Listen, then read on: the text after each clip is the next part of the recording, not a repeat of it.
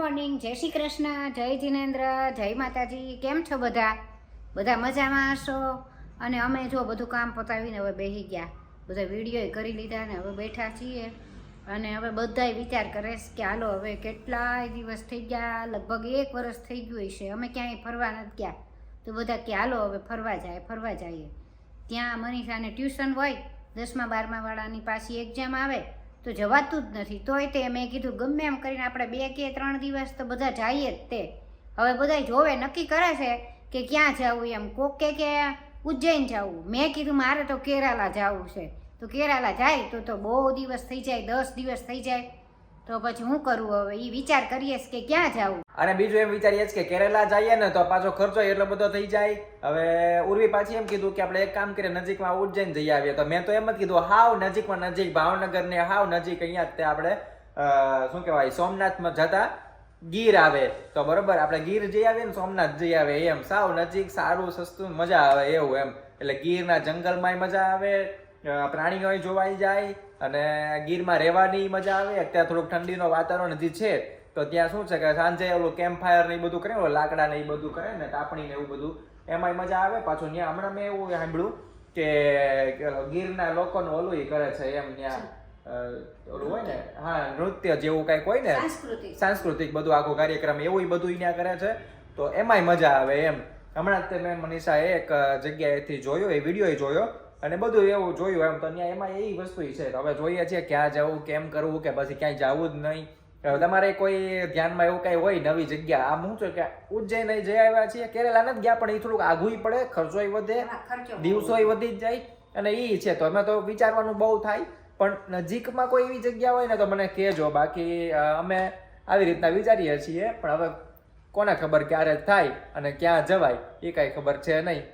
અને મનીષાને પૂછો ને, મનીષા ક્યાં જવું છે? મજા આવે પણ પછી અત્યારે થોડોક ખર્ચો વધી જાય ને, એટલે અત્યારે તો નહીં, પણ હમણાં થોડાક સમય પછી કેરેલા તો જાશું જ. તે કાંઈ એક્ઝામ પૂરી થઈ જાય ને પછી જાશું, પણ જાશું ખરી ત્યાં. અને અત્યારે નજીકમાં તો ક્યાં જવું કઈ ખબર નથી પડતી.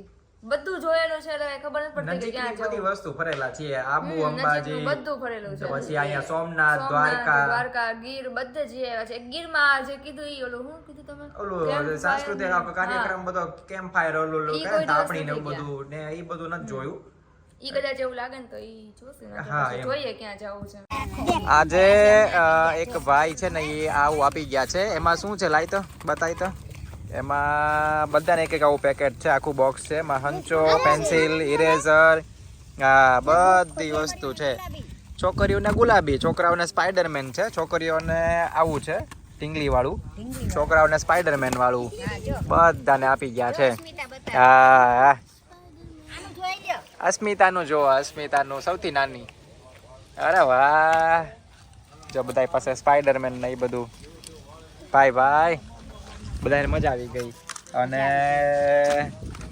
એમાં બધાને પેન્સિલ, બબ્બે પેન્સિલ છે. અરે વાહ, એલા ભાઈ બધું છે હો ભાઈ. શાંતિથી બહાર બધા બેઠા છે, અમુક ઊભા છે. એટલે આજે કાંઈ શું છે કે કાંઈ કામ ન હોય, ગુરુવાર છે ખાસ. એટલે શું છે કે મારે મનીષા ને ઉર્વીને ત્રણેયને ગુરુવાર, એટલે રસોઈમાં તો થોડું ઘણું હોય. મમ્મી માટે ને શિવેન માટે હોય અને અમારા માટે થોડુંક ફરાળ હોય. તો ફરાળમાં શું બનાવ્યું છે આજે? ફરાળમાં સૂકી ભાજી કરી છે ને સૂકી ભાજીની ભેળ બનાવવાની છે. મમ્મીના થેપલા કર્યા છે અને એની ભેળ કરવાની છે. અને શિવેનને ચા ને થેપલા કરી દઈશું, બસ બીજું તો કાંઈ છે નહીં. હા. અને ઉર્વીએ શું બનાવ્યું કે ઉર્વીએ સૂકી ભાજી ઉર્વીએ બનાવી એમ, તે થેપલા. હા પૂરું આજ બહુ ઓછું હતું કામ કરવાનું, એમ હતું હે ને. અને મમ્મી ને હિંચકે બેઠા અહીંયા છે ને માસીનો ફોન આવ્યો છે તો વાત કરે છે મમ્મી માસી યારે. અને બસ બાકી તો બીજું આજ કાંઈ એટલે કાંઈ ખાસ નથી. ને શિવાન આમથી આમ આટા મારે છે નવરો થઈને. માંડ એને બહાર લાવ્યા અમે આજે. નતર છે ને આખો દી નકરું ટીવી કર્યા કરે. હમણાંથી તો એ તારક મહેતા શીખ્યો છે ને તો નકરા તારક મહેતાના એપિસોડ જોયા જ કરે છે. એટલે આજ પરાણે અત્યારે હું બહાર લાવ્યો. મેં બહુ ટીવી નથી જોવું, ખોટી વધારે પડતી સ્ક્રીનને સામે આપણે ઊભા રહીએ અને એટલે કે નકરું એ જોયા કરીએ ને આંખ ખરાબ થાય એની બદલે આપણે ઘડીક વાર બહાર રમો એમ, એટલે બહાર આવતા રહ્યા બધા. મમ્મીને હવે ફોન પૂરો થઈ ગયો, અને બીજું એમ કે અમે ઓલું ફરવાની વાત કરતા હતા ને, તો હવે અમુક વિચાર્યું છે હવે ક્યાં જવું, શું કરવું, આમ તેમ બધી વસ્તુ અલગ અલગ. અને એમાં એવું બીજું વિચાર્યું છે કે એ પાછું મમ્મીએ જ કીધું કે કામ કરીએ કે આપણે મનીષાના મમ્મી પપ્પા ને નાની બેન છે ને એ બધાને આપણે લેતા જાય કે થોડાક સાથે હોય તો મજા આવે એમ. મામા મામીને વાત કરી હતી, પણ મામા મમ્મી હમણાં ત્યાં ફરીને આવ્યા ને તો એ કઈ નહીં આવે કા મમ્મી, એટલે મમ્મી કહે કે આપણે એમને લેતા જઈએ, એટલે શું છે હા તો કુલુ મનાલી એમ, એટલે એ કે હમણાં મારે નથી આવું, પછી આવશું પાછા. અમારા બેન આવશે ને તો જુલાઈ મહિનામાં આવશે, પછી ઓગસ્ટમાં કે એમ પાછા જાશું બધા ફરવા એક હારે.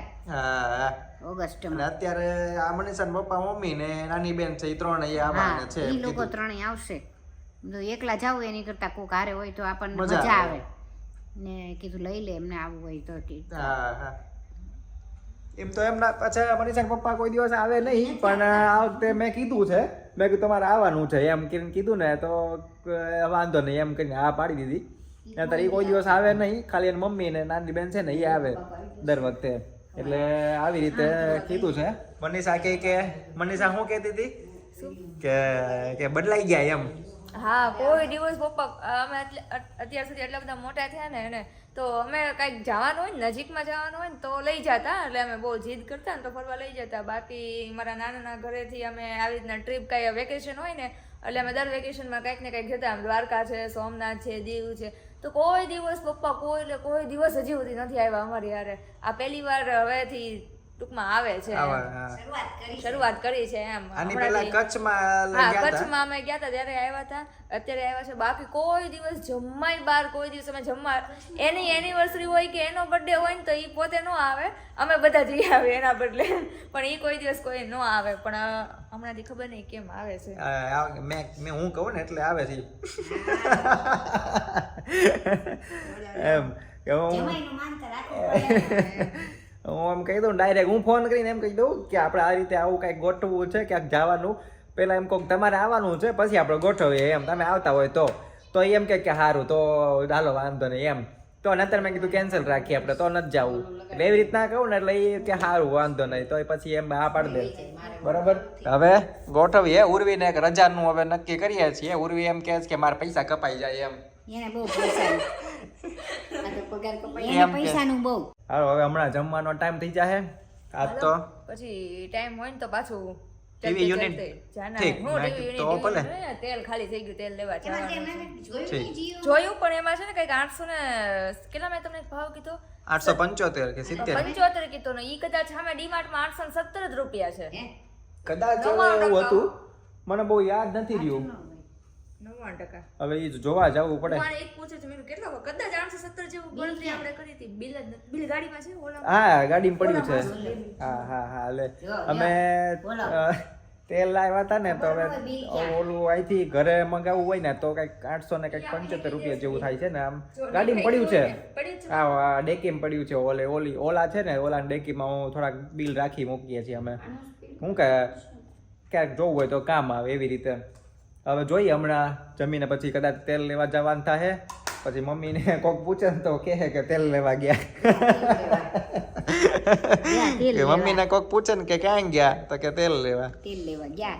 સાચું, પછી તેલ લેવાનું જ કહેવાય. જમી લીધું અને હવે 9 વાગી ગયા છે. હવે થોડીક જ વાર છે ઊંઘ આવવામાં, એટલે હવે વ્લોગને અહીંયા પૂરો કરીએ છીએ.